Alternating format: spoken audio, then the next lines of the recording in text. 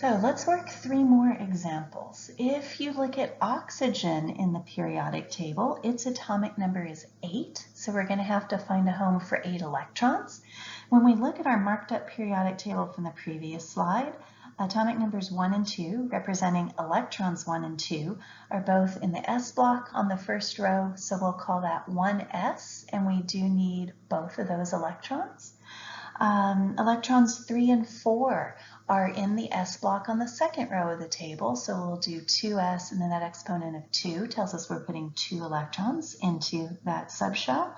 And then the next 4 electrons that we need to build up oxygen's electron configuration are on the second row of the table in the P block. So we'll write 2p, and then we don't need all 6 that could possibly go into a P subshell. We only need 4.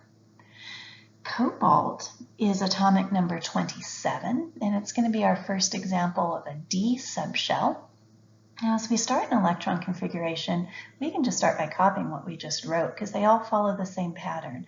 So 1s2, 2s2, and then 2p. But since cobalt has 27 electrons, we do want to go ahead and fill up this 2p subshell, which can go as high as 6. Okay, the next electrons after that, electrons 11 and 12, are over on the third row of the table in the S block, so we'll write 3s, and we do want to completely fill that. That gives us 12 of those 27 electrons. Then electrons 13 through 18 are over in the P block, so we're going to use the row number 3p, and we're going to totally fill that. That takes us up through 18 electrons, so we have 9 more to go. Electrons 19 and 20 are positioned in the S block on the fourth row, so that'll be 4s, and we're going to put 2 in there. And then for the remaining 7 electrons, that's electrons 21 through 27, they're going to be in the D block, but in the D block we use 1 less than the row number, so that'll be 3d, and then those 7 electrons will go in there. Then I also wanted to do iridium because iridium has 77 electrons, which is a bunch, and it's going to call on using F electrons as our first example. So I'm going to start with iridium just by copying what we already figured out for cobalt. That shows us where the first 27 electrons go. So I'm just directly copying what we already figured out for cobalt. 4s2, and then 3d. Okay, when we hit 3d, Ds can hold as many as 10, and boy, yeah, we're going to need all 10 of those.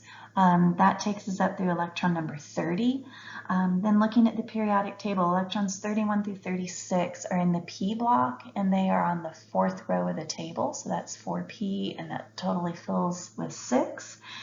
To get electrons 37 and 38, we're going to go down to the fifth row of the table in the S block, and so that'll be 5s2. Then we jump over into the D block. In the D block, we use 1 less than the row number, so that'll be 4d10. And then we're going to jump over to the P block, and that's on the fifth row of the table, so that'll be 5p, and we need all 6 of those. So at this point, we have placed 54 electrons. Now, following our pattern in the periodic table, after we have filled 5p, the next place we go is 6s, and we will need to put both of those electrons in there. And after 6s, we have to jump down to the F block. With the F block, we use 2 less than the row number, so it will be 4f, and an F subshell can hold 14. And then after that, we are back into the D block, and with the D block, we use 1 less than its row number, so it will be 5d. And so iridium is actually in this row 5d. If we count over d electrons, it's 1, 2, 3, 4, 5, 6, 7, 5d7 to complete iridium's electron configuration.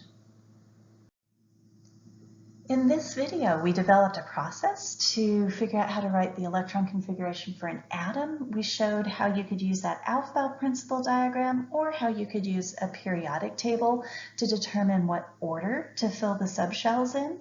And then you just have to keep in mind that S's can hold 2, P's can hold 6, D's can hold 10, and F's can hold as many as 14.